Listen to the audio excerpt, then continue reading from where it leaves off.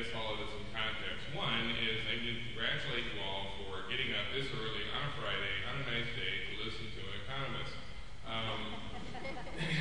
It's good to know that one of the best ways to understand an economist these days is through jokes. And the current joke is, how many economists does it take to change a light bulb? And the answer is none. It's getting brighter, really, it's getting brighter.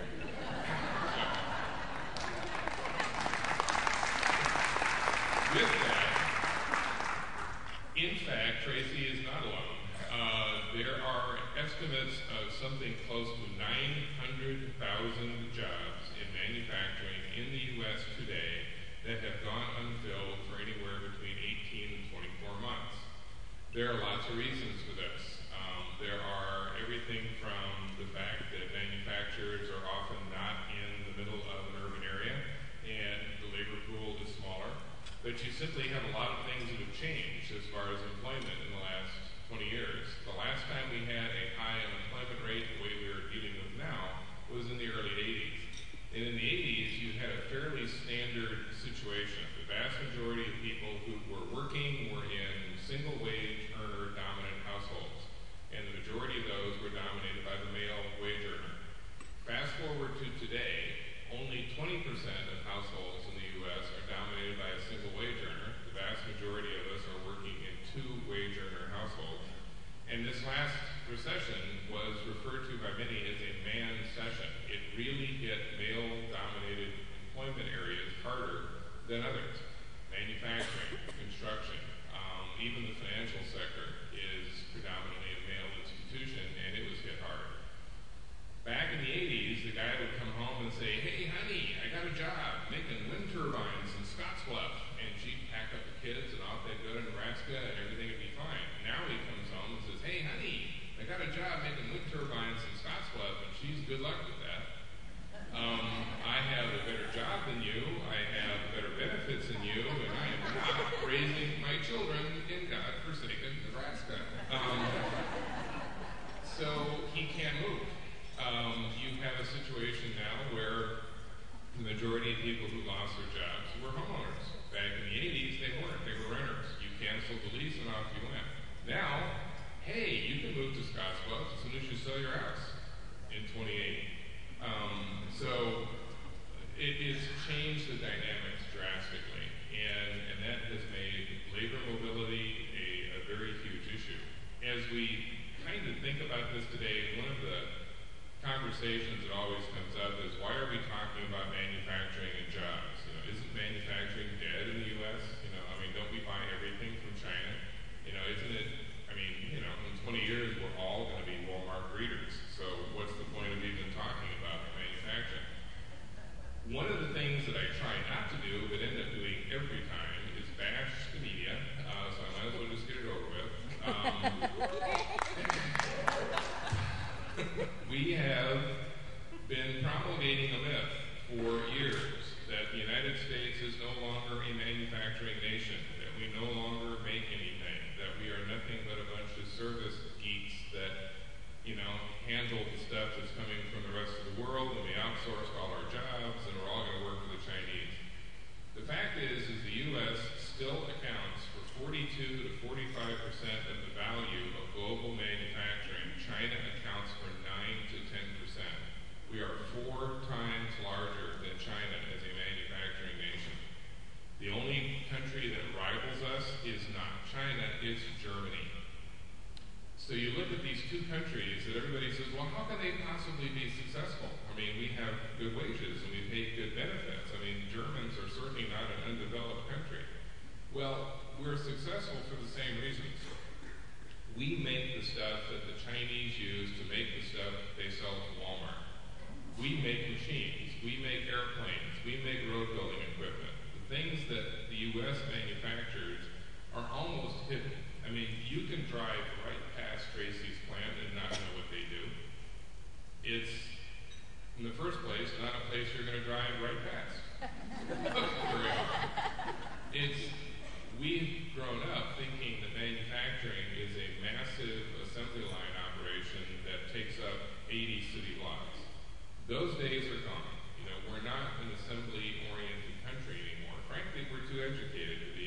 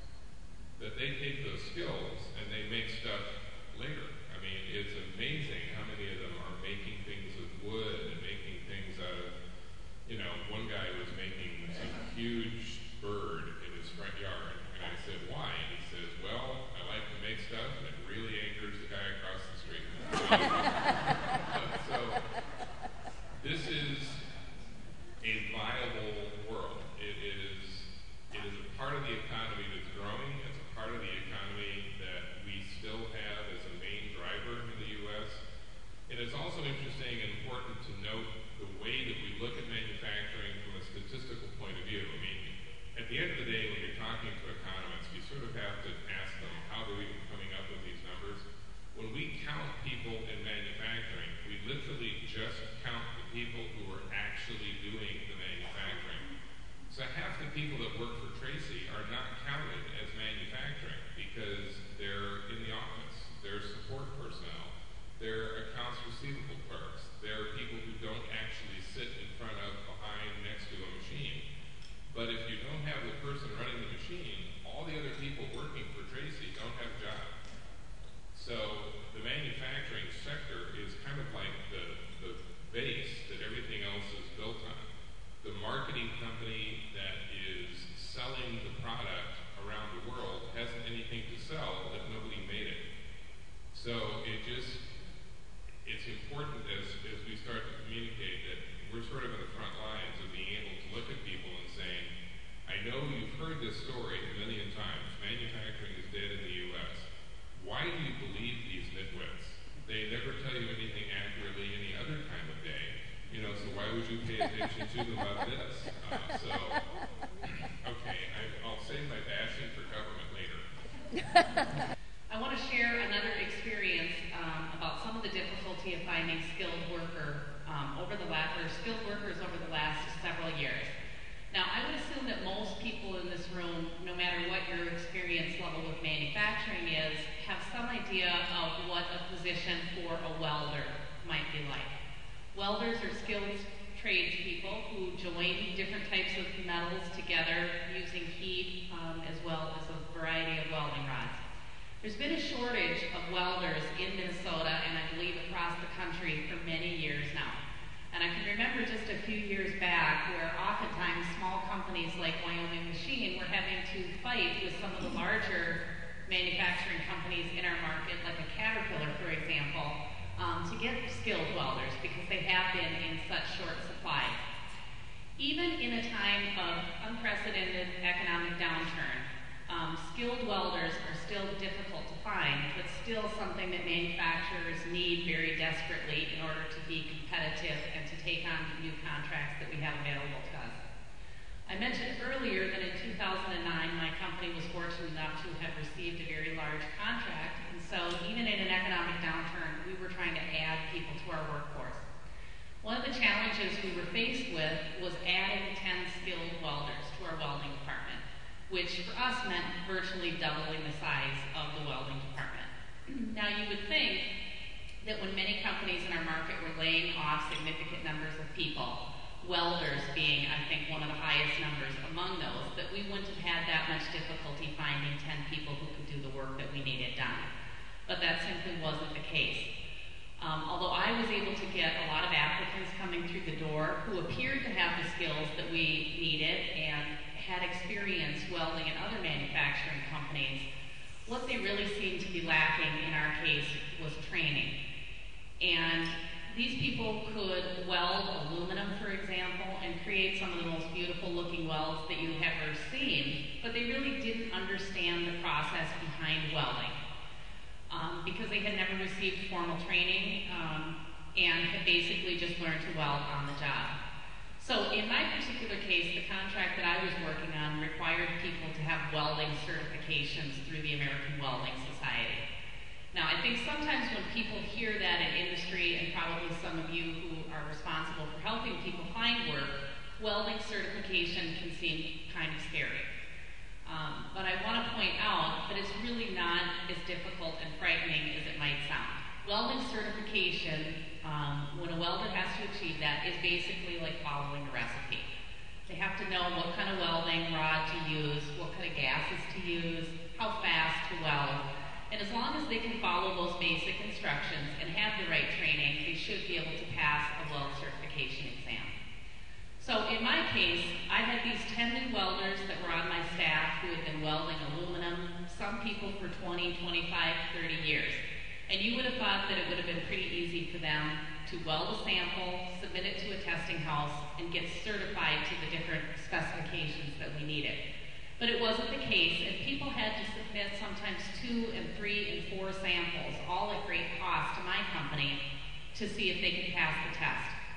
We eventually had to bring in a certified weld inspector at a cost of, I believe it came in close to $10,000, to view each of my welders in the welding process and to try to point out to them what they should have already known had they have had training through one of Minnesota's technical colleges or some other place, to understand what they were doing wrong in the process that was prohibiting them from getting certified.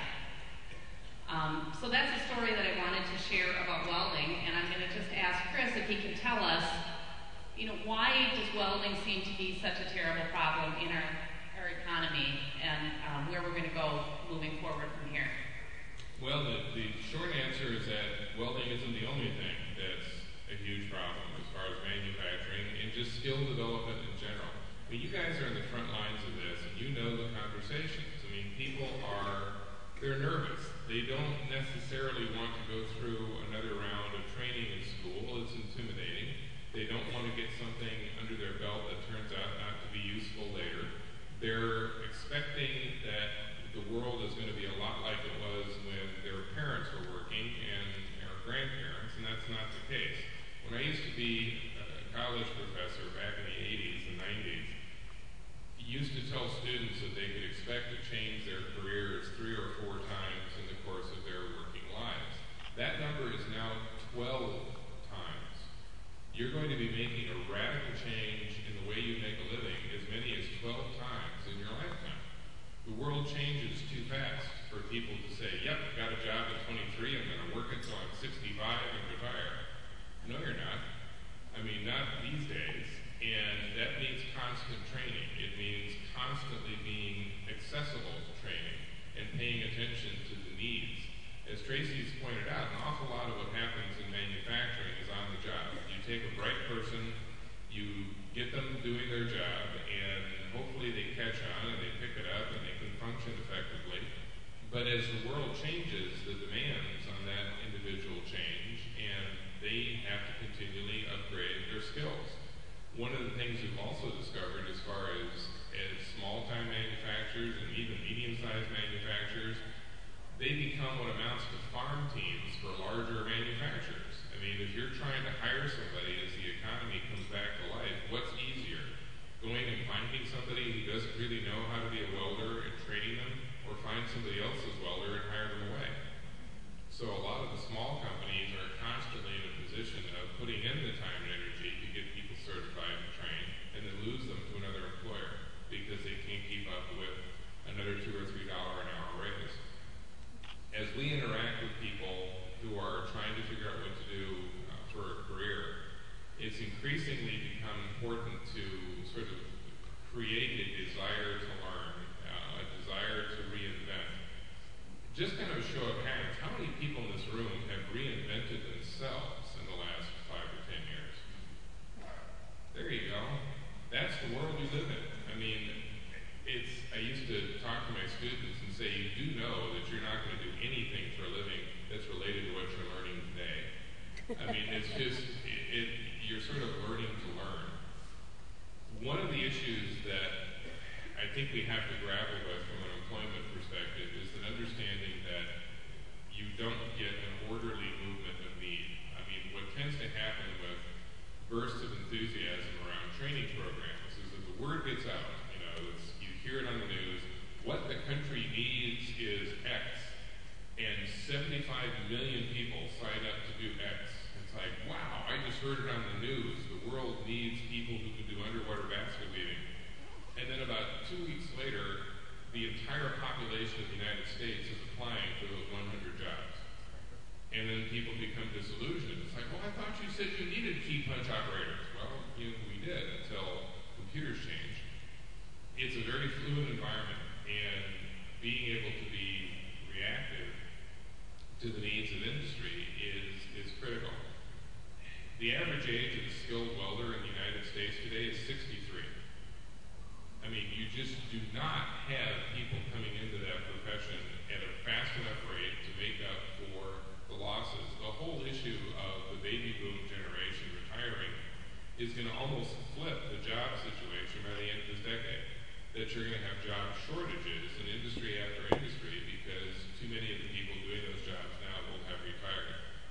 story is, I don't actually have any personal stories. Traci has the cool personal stories. I can only relate other people's stories.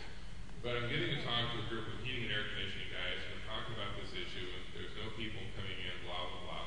And this older gentleman comes up and says, you know, this talk about people not coming in and no young people, this really hits me where I live. I've been trying to retire for a number of years, and I'm the only person in my company that can really work on half of our clients. So I keep getting talked back in. And I said, well, if I'm not being too rude, how old are you? And he says, I'm 94. He said, I want to enjoy my golden weeks. It's kind of like, but every time he tries to retire, the company says, Charlie, you can't leave. You know, we're all going to go down the tubes. And he goes, you know, he says, there's going to come a time where I need to quit. It's like, you think? So we have a choice. We either have to get people trained and trainable and all that sort of stuff, or we figure out a way to maintain our economy with people who are 120 to 130 years old.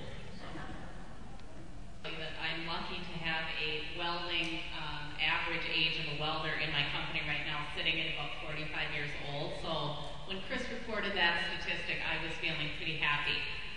But just as another personal story, I can tell you that up until just very recently in our shipping and receiving area, we had a man working for us that was 80 years old, doing a very physical job all day long. And that's one of the things I think that people are encountering, because it is so difficult to find younger people coming into the field and to recruit new employees. We're doing everything that we can to hold on to people as long as possible.